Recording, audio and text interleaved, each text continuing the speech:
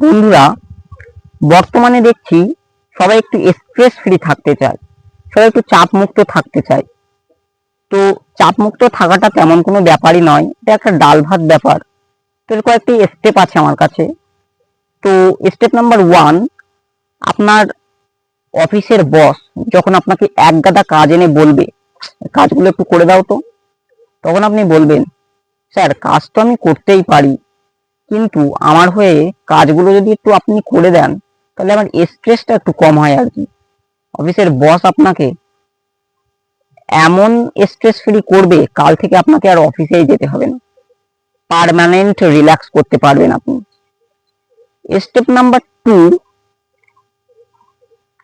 মাসের যখন শেষ, আপনার পকেট যখন ঘরের মাঠ, বউ এসে বলবে একটু শপিং এ গেলে ভালো হতো।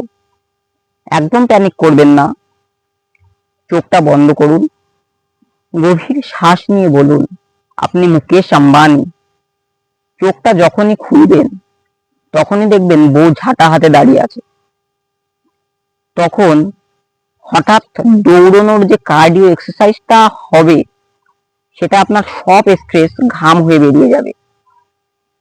তো এই স্টেপগুলি ফলো করলে আমার মনে হয় স্ট্রেস ফ্রি আপনি থাকতে পারবেন।